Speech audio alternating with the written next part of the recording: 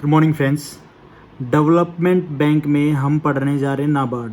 हमने type of bank में पढ़ा था कौन कौन से टाइप के बैंक होते हैं, schedule, non schedule, development bank. Development bank में कौन कौन से बैंक हैं वो एक एक हम करके पढ़ रहे हैं, तो उसका ही एक टाइप है डेवलपमेंट बैंक में नाबार्ड। नाबार्ड की फुल फॉर्म क्या है? National bank for agriculture and rural development. ये किसके लिए बनाया गया? ये डायरेक्ट लोगों को लोन नहीं देता है, ये लोन देता है किसको? बैंक्स को। किनको? कमर्शियल बैंक्स को, कि आपके थ्रू वो मतलब डेवलपमेंट बैंक नाबार्ड क्या करता है कि बैंक्स के थ्रू पब्लिक को जो पब्लिक के जो सेक्टर हैं उनको डेवलप करने के पीछे सपोर्ट करता है। Support in the sense loan provide करना और कोई स्कीम्स हैं उनको सपोर्ट करना, वो चीज़ें सपोर्ट में आ जाती हैं।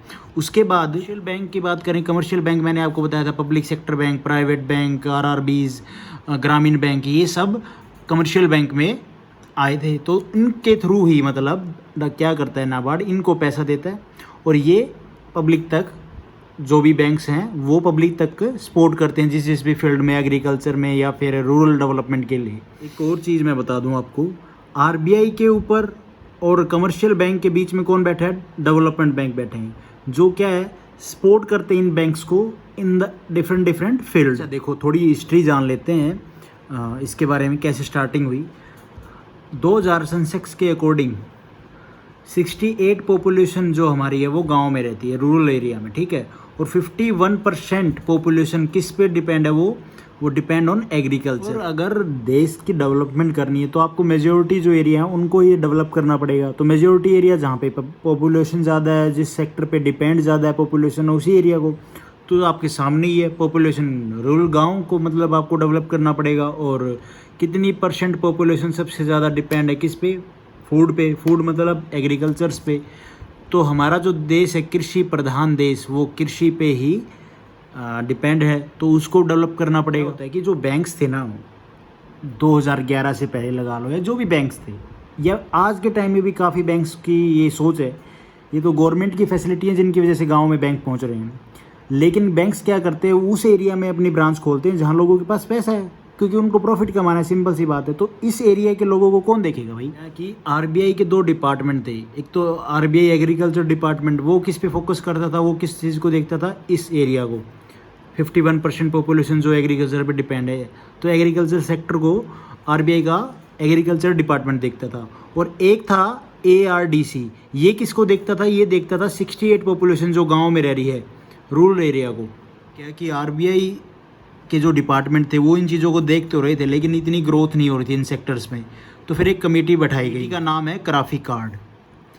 इसको हेड कौन कर रहा था इस कमेटी को? बी शिवरमन चेयरमैन थे इस कमेटी के। इन 1979 report of this committee submitted. क्या रिपोर्ट आई और इस कमेटी को क्या बोला गया कि ये जो संस्थाएं थी जो मैंने आपको बताई, आरबीआई एग्रीकल्चर डिपार्टमेंट और एआरडीसी, कमेटी को बोला गया कि आप देख के बताएं कि ये अच्छे से काम कर रहे हैं या नहीं कर रहे हैं। काम वो कर रही हैं, क्या वो इनफ है या कोई और भी उसमें डेवलपमेंट करनी चाहिए, उसको बढ़ाना चाहिए। कमेटी ने क्या बोला रिपोर्ट में कि भैया इनफ नहीं है, जो काम हो रहा है वो इनफ नहीं है, हमें बहुत टाइम लग जाएगा उस सेक्टर को डेवलप करने के लिए। तो report said we should have an organisation, कि हमारे पास कोई ऐसी ऑर्गेनाइजेशन होनी चाहिए जो इन सेक्टर पे ही स्पेशल फोकस करे। तो फिर नाबार्ड को बनाया गया और हेडक्वार्टर उस टाइम पे नाबार्ड का मुंबई। न्यू चेयरमैन अभी कौन है? की राय के बाद जो ऑर्गेनाइजेशन का नाम रखा गया वो नाबार्ड थी। और नाबार्ड का इस्टेब्लिशमेंट कब हुआ? 12 जुलाई 1982 में इसका इस्टेब्लिशमेंट हुआ। ये डायरेक्ट पूछ लिया जाए एग्ज़ाम में, एसएससी वगैरह में या स्टेट एग्ज़ाम में, कि नाबार्ड को कब बनाया गया? 1982 में। तो इनिशियल कैपिटल क्या थी ओपन करने के लिए नाबार्ड की? 100 करोड़। उस टाइम पे जब ओपन किया गया तो आरबीआई के शेयर कितने थे? 73% और गवर्नमेंट ऑफ इंडिया के 23%। जो इनिशियल कैपिटल का मतलब यही होता है कि आप कोई भी काम कर रहे हो, कोई भी चीज़, कोई भी बिजनेस स्टार्ट कर रहे हो, कोई भी ऑर्गेनाइजेशन बना रहे हो, तो उसके लिए स्टार्टिंग में जो पैसा लगता है वही इनिशियल कैपिटल होती है। मतलब आरबीआई ने क्या, अपने जो शेयर थे वो बेचने स्टार्ट कर दिए धीरे धीरे, किसको? गवर्नमेंट ऑफ इंडिया को। और 2017 में बताया गया जाता है रिपोर्ट के अकॉर्डिंग कि 0.40% पॉइंट में है ये जो शेयर बचे थे आरबीआई के पास, और गवर्नमेंट ऑफ इंडिया का जो शेयर हो गया था किसमें? नाबार्ड में, वो 99.60%। और चीज़, ये जो शेयर होते हैं, अगर कोई भी कंपनी या आरबीआई या कोई भी अपने शेयर बेच रही है तो उस शेयर की क्या वैल्यू, कितना प्राइस का वो बेच सकती है, तो ये कौन डिसाइड करता है? तो ये डिसाइड करता है सेबी, क्योंकि SEBI is regulator of market. ठीक है, क्या है full form? Securities and exchange board of India. भी मार्केट का रेगुलेटर ये डिसाइड करता है कि कोई भी कंपनी कितने पैसे का शेयर बेच सकती है। SEBI decided any company will sell their share at what price, price value जो है वो सेबी डिसाइड करता है। ठीक है, तो सेबी ने नाबार्ड की क्या शेयर प्राइस डिसाइड किया कि 5,000 करोड़ रुपए इज़ कॉल्ड ऑथोराइज्ड कैपिटल। क्या है मोटी मोटी स्टोरी? नाबार्ड को ओपन करने के लिए 100 करोड़ रुपए स्टार्टिंग में ओपन किया जब, तो आरबीआई का उसमें जो शेयर थे वो 73% थे, गवर्नमेंट ऑफ इंडिया का 23%। आरबीआई ने बेचना स्टार्ट कर दिया शेयर। अच्छा, उस शेयर की क्या वैल्यू की, मैक्सिमम वैल्यू की मैक्सिमम पैसा कितना उस शेयर को बेच के आरबीआई पिक कर सकता है? कौन डिसाइड करता है? सेबी। सेबी कौन है? Security and exchange board of India, market regulator है। अच्छा, उस टाइम पे जब नाबार्ड के जो शेयर थे वो कितने थे? 5,000 रुपये करोड़। ठीक है, ये थी ऑथोराइज्ड कैपिटल। फिर सेबी ने देखा कि इसकी वैल्यू बढ़ रही है, इनके शेयर्स की अच्छे खासे काम कर रहा है, तो इसने सेबी ने क्या किया? 6 गुना कर दिया, 30,000 करोड़ रुपए शेयर वैल्यू कर दी। तो आज के टाइम में मतलब ऑथोराइज्ड कैपिटल कितनी है नाउ? 30,000 करोड़ रुपए का रखी है सेबी के द्वारा। Apart from agriculture it supports small industry, cottage and village industry and rural artisan, जो हैंडीक्राफ्ट, जो हाथ से काम करते हैं, using credit and non credit approaches. तो इसमें यही कि जो नाबार्ड है वो इन्हीं सारे सेक्टर को सपोर्ट करेगा। ठीक है, किसके थ्रू? कमर्शियल बैंक के थ्रू। ये एक चैन है जो आप याद रखना। उसके बाद है फंक्शन ऑफ नाबार्ड। क्या क्या फंक्शन है नाबार्ड के? डेवलपमेंट फंक्शन है, फाइनेंसिंग है, बिल्कुल पैसा देना, फाइनेंस टू फाइनेंस, मतलब यही होता है, रीफाइनेंसिंग, सॉरी। ठीक है, micro finance and micro and small credit, इन दोनों में क्या डिफरेंस है वो भी बात करेंगे। पहला जो फंक्शन है वो डेवलपमेंटल फंक्शन है। इसमें क्या है कि नाबार्ड पैसा देता है किसको? कमर्शियल बैंक्स को। और कमर्शियल बैंक किसको पैसा देते हैं? पब्लिक को, एज ए लोन। तो वो कहीं ना कहीं उस चीज़ में डेवलप कर रहा ही है। ठीक है, कि जो जनता का विकास हो रहा है, जो डेवलपमेंट हो रही है, वो कहीं ना कहीं नाबार्ड के हाथों से भी हो रही है। Financing, next function, finance to finance, मतलब क्या कि वो बैंक जिनको पैसे की ज़रूरत होती है रिलेटेड टू दो सेक्टर, एग्रीकल्चर हो गए, रूरल डेवलपमेंट के लिए, तो उन बैंक्स को ये पैसा प्रोवाइड करता है, फाइनेंस टू फाइनेंस करता है। ठीक है, पैसे पे पैसा देता है। उसके बाद है micro finance and micro small credit. इसका क्या मतलब है? मैं इनका मतलब बताऊं तो यही है। माइक्रो एंड स्मॉल क्रेडिट में क्या होता है कि बैंक पैसा प्रोवाइड करता है, चाहे वो जो कस्टमर को पैसा प्रोवाइड किया तो पैसा डूब भी सकता है, चाहे भाई उसका लॉस हो जाए, उसको ट्रेनिंग नहीं मिली हो उस बिज़नेस की तो वो लॉस हो जाता है। ठीक है, उसका कोई उसकी वो पैसा डूब जाता है। और इसमें क्या है माइक्रो फाइनेंस में कि जो बैंक है वो बिजनेस लोन तो देता ही देता है, वो लिटरेसी फाइनेंशियल ट्रेनिंग भी देता है कि आपका पैसा ना डूबे, आपका बिजनेस चले। इतना ही डिफरेंस है मेन बात का, तो यही है। और सिंपल कर लेते हैं, तो सपोज करो मैं बैंक के पास जाता हूँ बैंक में लोन लेने फॉर ए स्मॉल बिजनेस। मुझे इस बिज़नेस का ज्ञान नहीं है, बैंक को पता है कि ये बिज़नेस इसका ठप होगा, ये पैसा डूबेगा, बैंक फिर भी लोन देता है। ये लोन क्यों देता है बैंक फिर भी? तो ये हम पढ़ेंगे पीएसएल में। अच्छा, मेरे को लोन दिया, वो पैसा डूब गया, मैंने बैंक को बोला अरे भाई पैसा तो मेरा डूब गया, तो बैंक को बोलता है कि भाई हमें तो पता ही था। ये तो हो गया पैसा डूबने वाली कहानी। इसमें सिंपल सी बात है, बैंक को ही पता होता है। ठीक है, स्मॉल क्रेडिट पे। उसके बाद जो माइक्रो फाइनेंस है, इसमें क्या होता है कि मैं गया बैंक के पास, मैंने कोई बिजनेस करना है, लोन दे दो। अब बैंक उसके साथ बोलता है कि ठीक है हम आपको लोन देंगे, लेकिन आप ये ट्रेनिंग ले लो जिससे आपका पैसा डूबने के चांसेस कम हो जाएंगे। तो बैंक उसके साथ में मुझे ट्रेनिंग भी देता है, literacy financial training. The financial support necessary to build rural infrastructure is provided by NABARD, वही जो फाइनेंस करता है। ठीक है, और preparation of district level credit plans by NABARD are used to guided and motivate the banking industry to achieve required target. पहले बात की ना, वही बात थ्योरी पार्ट में लिखी हुई है कि बैंक मोटिवेट करता है, गाइड करता है बैंक्स को कि आप ऐसे ऐसे पैसा लो, और ऐसे ऐसे रूरल एरिया में जो भी सेक्टर हमारे मेन इंपॉर्टेंट जो नाबार्ड फोकस करता है कि आप उनमें जाके आप पैसा लगाओ, उनके जो गोल्स हैं उनको अचीव करो, वही बात है। बात जो अलग एक और थ्योरी का फंक्शन क्या है, NABARD also supervise the regional rural bank RRBs and cooperative banks along with developing there banking practice.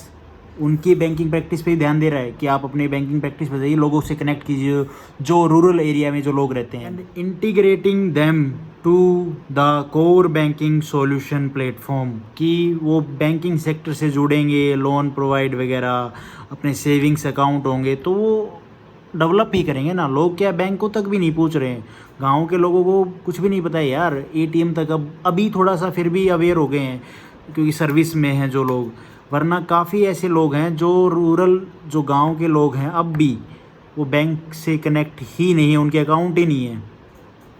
और ये क्या है, what is the CBS platform, इसका मतलब यही है कि जो लोग हैं वो बैंक से कनेक्ट हों, बैंक की फैसिलिटी लें। ये थ्योरी पार्ट है, आप पढ़ के वही मतलब है, ठीक है, मैं पढ़ देता हूँ फिर भी। Core banking solution is the networking of branches which enable customers to operate their account and avail banking service from branch of the bank on the CBS network regardless of where he maintain his accounts। वही कि bank में आए लोग और bank की जो facility हैं उनकी सेवा सर्विस वो सब लें, लोन लें या फिर अपना सेविंग अकाउंट खोलें, पैसे का लेन देन करें, वही सब काम इसमें बात की। बाद जो नाबार्ड के एसोसिएट्स एंड सब्सिडरीज, एसोसिएट्स में कौन आता है, तो जो ऑर्गेनाइजेशन है वो है BIRD, BIRD। एसोसिएट आपको पता है क्या होते हैं, और सब्सिडरी पता है फुल कंट्रोल, इसका इनका फुल कंट्रोल नहीं होता है, सिंपल सी भाषा में तो ये इतना जान लो। बाकी मैंने पहले वाली वीडियो में बताया है एसोसिएट्स क्या होते हैं और सब्सिडरीज़ क्या होती हैं। और सब्सिडरीज़ में कौन सी हैं जो इम्पोर्टेंट, तो वो हैं 4, बाकी आप देख सकते हो, पता होना चाहिए। तो पहली कौन सी है, नैबकॉन और नैब किसान, नैब समरू और नैब फाइन, नैब फुंडा या नैब वेंटूर एंड नैब सनरक्स और ABFL। अब इनको थोड़ा सा देख लेते हैं। Associates of NABARD, BIRD, bankers institute of rural development, first provided training to people, very important, ये ट्रेनिंग देता है लोगों को। हेडक्वार्टर इसका लखनऊ में है, फॉर्म्ड 1983 में। देखो यार, कोई भी संस्था हो उसको चलाने के लिए ना उसकी सहायक संस्था भी चाहिए, वो अकेले सारा काम नहीं देख सकते। एसोसिएट्स हमने पढ़ लिया, एक ही था। उसके बाद सब्सिडरी ऑफ नाबार्ड है। सबसे पहले हम इसकी फुल फॉर्म देखेंगे और इसका काम देखेंगे। नैबकॉन की फुल फॉर्म क्या है, नाबार्ड कंसल्टेंसी सर्विस, ये सजेशन देता है, कंसल्ट करता है, ठीक है, इसका यही काम है। और उसके बाद है नैब फाइन, उसके बाद इसका फुल फॉर्म क्या है, NABARD financial service, loan provide करने वाला जो काम है वो इसके अंडर में आता है। उसके बाद नैब किसान, नाबार्ड किसान फाइनेंस लिमिटेड, लोन स्कीम्स और ये सबसे रिलेटेड जो भी किसान को प्रोवाइड करना है वो सारा डिपार्टमेंट ये देखते हैं। ABFL, agriculture business finance limited, ये एग्रीकल्चर के जो भी प्रोडक्ट हैं, जो क्रॉप हैं, जो भी मटेरियल जो यूज़ होते हैं उसमें, खाद वगैरह, उनसे रिलेटेड जो भी सर्विस प्रोवाइड करनी है, किसानों को जो भी फैसिलिटीज़ देनी है उससे रिलेटेड ये काम करती है। उसके बाद है फंड्स मैनेज बाय नाबार्ड। देखो सिंपल सी भाषा में बताऊँ, नाबार्ड अपना जो पैसा है वो अलग अलग सेक्टर के लिए अलग अलग फंड्स बनाता है, उसमें पैसा रखता है ताकि वो जब जिस सेक्टर के लिए ज़रूरत है वो पैसा वहाँ पे दिया जा सके। तो उसको भी मैनेज करने के लिए जो डिपार्टमेंट कह लो या जो भी फंड्स जो कलेक्ट करती है, जो डेवलप करती है, उनके नाम रख रखे हैं, वो क्या क्या हैं। जो फंड्स मैनेज बाय RBI क्या हैं, पहले तो है RIDF, rural infrastructure development funds. इसमें किस चीज़ का काम होगा, इसके लिए, स्कूल्स के लिए, गांव में और कोई ऐसी ऑर्गेनाइजेशन है या जिसके पर्पज़ के लिए टॉयलेट वगैरह हो गए, उनके लिए यहाँ से फ़ंड लेता है नाबार्ड, ठीक है। एक काइंड ऑफ गुल्लक लगा लो यार, जिसमें पैसे रख रखे हैं उस चीज़ के लिए और उस चीज़ के लिए वो पैसे वहाँ से नाबार्ड ले लेता है, ठीक है। ऐसा नहीं है ले लेता वो, कोई पैसा वहाँ पे आता कहाँ से है, नाबार्ड ही उसमें डालता भाई पैसा। उसके बाद गवर्नमेंट डालती है, शेयर तो गवर्नमेंट के पास है ना सबसे ज़्यादा। उसके बाद है LTIF, long term irrigation fund 2016-17, फसल बीमा योजना इसके अंडर में थी। इसमें जो भी पैसा जाना था आना था वो सारा इस फंड से लिया गया। और इरिगेशन फंड जो होते हैं वो यहाँ से लिया जाता है, नाबार्ड ये जो फंड है यहाँ से पैसा उठा के इसमें डालता है, यूज़ करता है। तो पहले था 20,000 करोड़, फिर उसको बढ़ा के कर दिया गया 20,000 करोड़ और बढ़ा दिया, तो ये हो गया टोटल 40,000 करोड़ रुपए। अभी इस फंड में इतना पैसा है। Last one is MIF fund, micro irrigation fund. ये लॉन्च हुआ 2017-18 में। थीम क्या थी? पर ड्रॉप मोर फंड्स। इसमें काम क्या होता है? इसका काम यही है, जो न्यू स्कीम्स आ रही हैं इरिगेशन से रिलेटेड, जो फसलों से रिलेटेड है, उनको पैसा प्रोवाइड करना, उन्हें पैसा डालना, तो ये सब काम है इस फंड के। तो ये थे नाबार्ड के बारे में थोड़ा सा basic detail. Thank you for watching this video.